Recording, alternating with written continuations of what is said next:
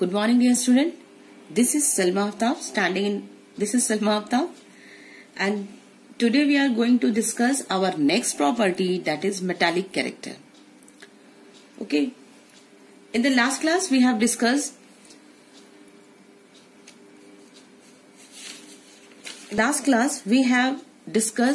about the atomic size and how the nuclear charge and the number of shells affects on the atomic size. Now today we will continue our chapter, that is metallic character, and it is the second most important property. And today we will discuss the another important property, that is your metallic character. So the metallic character is the tendency of an atom to lose one or more valence electrons, from the positive ion. Actually, in an element, the metallic character is that property in which it loses its one of the electron. It loses its electron from its valence shell. कोई भी element में अगर उसके पास ये property है, tendency है कि वो अपने बाहर के एक इलेक्ट्रॉन को वो रिमूव कर जाता है, उस प्रॉपर्टी को हम कहते हैं metallic character. As we can see in the periodic table that from actually in our previous class also we have discussed that in every properties of element, उसकी जो भी प्रॉपर्टी हम लोगों ने नोट किया था, that was your atomic size, metallic character, non-metallic bonding, ionization potential, electron affinity and electronegativity. इन सब में the most important role played, that is your atomic size and nuclear charge. Number of shells and nuclear charge. Her property में a very important role played by the number of shells and nuclear charge. इन यही दोनों role play करते हैं कि वो property कैसी होगी. Along the group पे कैसा होगा और अलोंग द पीरियड. कौन मैटर करता है? Matter first one will be our number of shell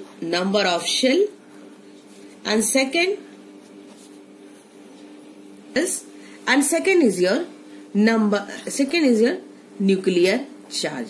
So these both property played important role in each and every property of the periodic table. Even it is metallic character, non-metallic, ionization potential, electron affinity, कोई भी property में इन दोनों का ही role played होगा. ठीक है. और number of shells in the last class हम लोगों ने डिस्कस कर लिया था. We have a detail discussion about the number of shells and nuclear charge, how it shows the change in groups and periods. या नंबर ऑफ शेल से क्या फर्क पड़ता है और न्यूक्लियर चार्ज से क्या डिफरेंस आ रहा है. ठीक है. ये हम लोगों ने डिस्कस कर लिया था. ठीक है.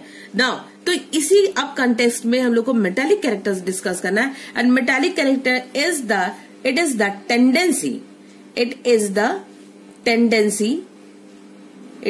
Tendency to lose its outermost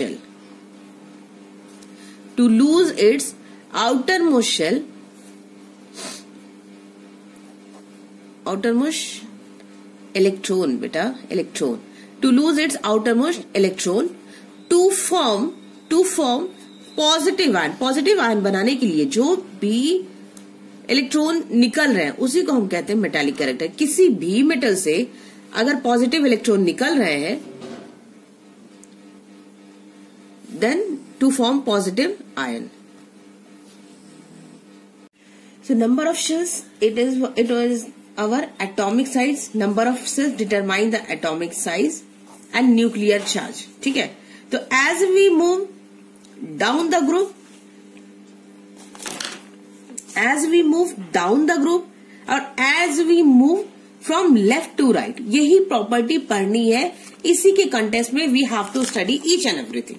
okay, हर प्रॉपर्टी को इसी के down the group and from as we move from left to right. ये हम लोग का क्या है, this one is your period, कि पीरियड में कैसे चेंजेस आ रहे हैं, और ये हम लोग का जो है this one is your groups, तो ग्रुप्स में कैसे चेंजेस आ रहे हैं, यही स्टडी करनी है, ठीक है।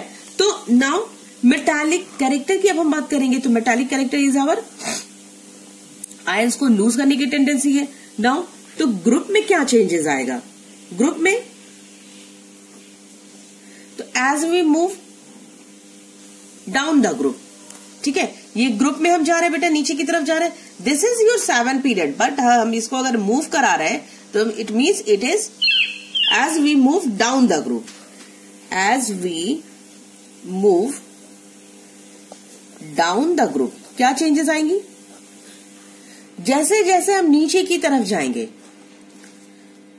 तो नीचे की तरफ जाएंगे तो कौन कौन से एलिमेंट्स होंगे, the elements will be hydrogen, lithium, sodium, potassium, rubidium, caesium, ये सारे एलिमेंट होंगे, ठीक है। हाइड्रोजन एक्सेप्शन के केस में तो उसको हम बाद में स्टडी करेंगे। Come to the lithium, sodium, potassium, rubidium. Lithium, ठीक है, मेटालिक लिथियम, इसकी एटॉमिक नंबर 3 है, 2 and 1, इसके 11 है, 2, 8, 1, ठीक है। तो बाहर कितने,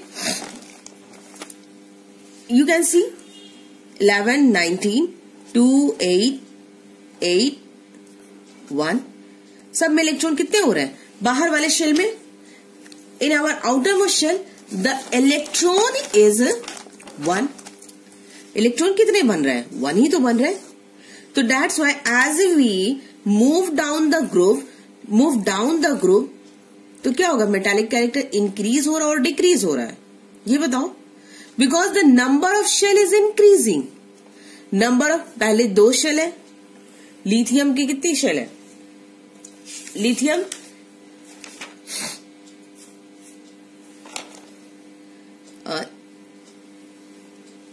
this is the nucleus and this one is the first shell, 2, ठीक है, and this one is the second shell.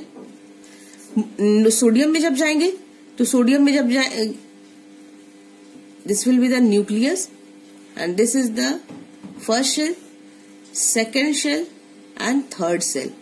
It means यहाँ पे कितने हो जाएंगे, 4 shell, 4th होंगे पोटेशियम में, 1, 2, 3, 4, and as the number of shell increases, atomic size increases. अगर ये साइज इंक्रीज कर रहा है तो बाहर के एक इलेक्ट्रॉन है, तो सब में बाहर में एक इलेक्ट्रॉन, तो बाहर के एक इलेक्ट्रॉन को वो इजीली डोनेट कर जाएगा, इजीली डोनेट कर देगा। क्यों, बिकॉज याद है कि सेंटर में जो पॉजिटिव न्यूक्लियर चार्ज, ऑब्वियस सी बात है कि जो उसकी न्यूक्लियर चार्ज है इट विल बी डिक्रीजेस, ठीक है, डिक्रीज करता जाएगा। तो एज वी डिक्रीज करता जाएगा तो इजीली क्या होगा, बाहर के जो इलेक्ट्रॉन्स होंगे वो इजीली क्या कर जाएंगे, डोनेट कर जाएंगे। तो as we move down the group, the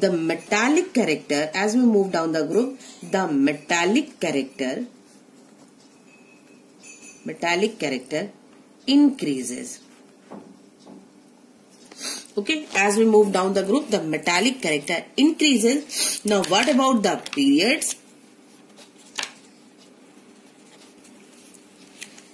The elements, कौन कौन से एलिमेंट्स है, सपोज यहां से देख लो, beryllium, boron, carbon, nitrogen, oxygen, fluorine, neon, और कैसे चेंज हो रहा था, from beryllium to neon, beryllium,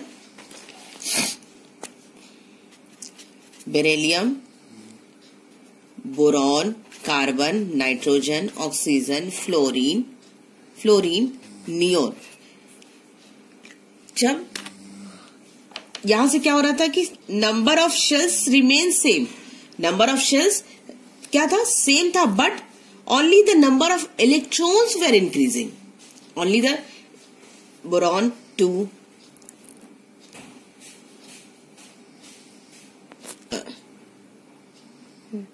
atomic number is 4, 5, 6, 7, 8, 9, 10.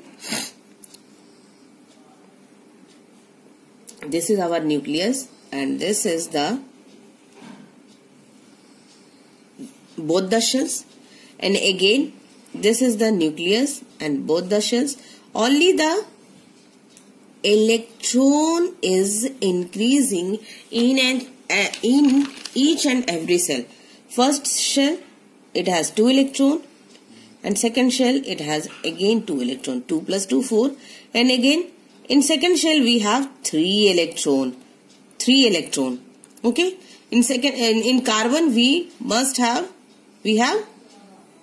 4 electron, 2 3 4, hence the number of electrons is increasing, and due to the increase in number of electron, the nuclear charge is having the tendency to hold the electrons in its shell. That's why now as the number of electron in its outermost shell increases, यहाँ पर कितना है, 2 electron है, यहाँ पे बाहर वाले shell में 3 है, यहाँ पे 4 है। तो जैसे जैसे इलेक्ट्रॉन्स इंक्रीज कर रहा है, न्यूक्लियर चार्ज जो है वो भी क्या कर रहा है, इंक्रीज कर रहा है, और वो बाहर के इलेक्ट्रॉन को नहीं जाने देगा। न्यूक्लियर चार्ज ही यही था, न्यूक्लियर चार्ज क्या था, that is the positive charge present in the nucleus, और पॉजिटिव चार्ज होने की वजह से वो क्या करेगा, वो बाहर वाले शेल के इलेक्ट्रॉन्स को बाहर नहीं जाने देगा। और मेटेलिक कैरेक्टर क्या था कि tendency to lose its electron. तो as we move from left to right, the metallic character क्या होगा, you can guess now, metallic character will decreases. ठीक है, विल ऐसे नहीं होना चाहिए, बिकॉज ये तो डिक्रीज करता ही करता है। ठीक है, वो तो बात कर रहे हैं, मेटालिक कैरेक्टर डिक्रीजेस। ठीक है, as we move from left to right, या पीरियड में यही चेंजेस आ रही है। ठीक है, now come to the next property, that is non metallic character. That is our non metallic character.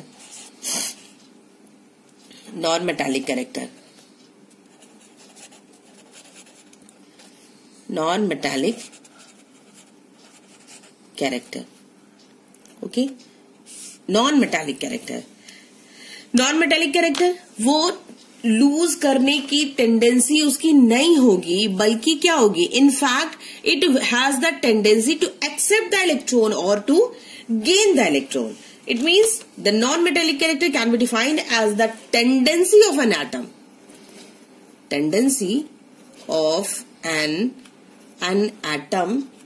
To gain electron and form. वहां पे क्या कर रहा था, अगर लूज करने की वजह से पॉजिटिव आयन बना रहा था, यहां पे क्या होगा, here it will be here the definition is the tendency of an atom to gain electron and form. Obviously when we gain the electron, the charges that acquire on that atom or element is negative. Okay, and this is called as the non-metallic character. So it is just opposite of the metallic character. Now come to the periodic table. तो अब आ जाओ अपने group और period में जैसे discussion करते हैं, तो फ्रॉम लेफ्ट टू राइट देखो, सोडियम है, and then magnesium, aluminium, silicon, phosphorus, sulphur, chlorine, argon. यहाँ पे बहुत इंपॉर्टेंट प्रॉपर्टी है कि सोडियम तो मेटल है बेटा, sodium, magnesium, they both are metals. ठीक है, और यहाँ पे इसके बाद भी कौन सी लाइन आती है, एल्युमिनियम इज ऑल्सो मेटल। ठीक है, ये येलो कलर रिप्रेजेंट कर रहा है, दिस इज योर मेटल, वैसे यहाँ पे मेंशन नहीं किया हुआ है, बट इट इज मेटल। हाँ यहाँ है तो बेटा देखो, ये देखो येलो कलर रिप्रेजेंटिंग द, अच्छा यहाँ पे तो ये दिया हुआ है कि ये सॉलिड एलिमेंट है, ठीक है, बट दे आर मेटल्स, ठीक है, यहाँ पे मेंशन नहीं किया हुआ है। और दूसरे पीरियोडिक टेबल में वो अच्छे से डिफाइन करते हैं, क्लैरिफाई करते हैं कि मेटल्स कौन कौन से हैं, एलिमेंट कौन कौन, यहाँ सॉलिड और गैस और लिक्विड, इनके बेसिस पे इसको कलर्स को इन्होंने क्लैरिफाई किया है, ठीक है। बट अलग अलग पीरियोडिक टेबल्स में बहुत और अच्छी क्लैरिफिकेशन होती है, और आप अपने पास भी एक पीरियोडिक टेबल रखो to easily understand your periodic table, that is long form of periodic table और मॉडर्न पीरियोडिक टेबल, ठीक है। तो यहाँ पे येलो कलर रिप्रेजेंट कर रहा है solid element, but it is they both are, क्या है, they all these three elements are metals, ठीक है। सोडियम, मैग्नीशियम, एल्यूमिनियम, यहां तक तो मेटल्स है। सिलिकॉन इज योर मेटलॉइड, देखो यहाँ पे ये ब्लू कलर दिखा रहा है, शो कर रहा है कि इट इज योर मेटलॉइड, ठीक है, ये मेटलॉइड है। तो जैसे जैसे हम डाउन जा रहे हैं, नॉन मेटालिक कैरेक्टर क्या करेगा, नॉन मेटालिक कैरेक्टर क्या होगा, इंक्रीज करेगा, क्योंकि नंबर ऑफ इलेक्ट्रॉन्स क्या हो गए, यहाँ पे नंबर ऑफ इलेक्ट्रॉन्स इंक्रीज कर रहा है। इधर से हम जाते हुए क्या हो रहा है, नंबर ऑफ इलेक्ट्रॉन इंक्रीज, और जितना जितना इलेक्ट्रॉन इंक्रीज करेगा वो क्या करेगा, वो इलेक्ट्रॉन्स को डोनेट नहीं कराएगा, और डोनेट ना कराए अगर इट मीन्स बाहर 4 इलेक्ट्रॉन, 5 इलेक्ट्रॉन, 6 इलेक्ट्रॉन, तो वो क्या करने लगेगा, अब 4 के आगे जब इलेक्ट्रॉन गया तो वो it has the tendency to accept the electron to form octet compound. Octet बनाने के लिए वो अपने आप को डिजायर रखेगा कि वो ऑक्टेट बना सके, ना कि वो लूज कर सके। तो ये दोनों इन दोनों की तो मेटालिक प्रॉपर्टी बहुत अच्छी होगी, यहां तक बहुत अच्छी होगी, ठीक है। नाउ सिलिकॉन क्या है, मेटलॉइड है। फॉस्फोरस, सल्फर, क्लोरीन, ये सब क्या हो जाएंगे, non metals. Phosphorus, sulphur, chlorine, they are non metals. और ये तो इनर्ट गैस कंपाउंड है, ये पता ही है कि रिएक्शन में पार्टिसिपेट नहीं करते, that's why they are called as inert gas और नोबल गैस, ठीक है। तो हो गया ये, अब समझ में आया कि इस पीरियड के फॉर्म में क्या चीजें हो रही है, यहाँ पे।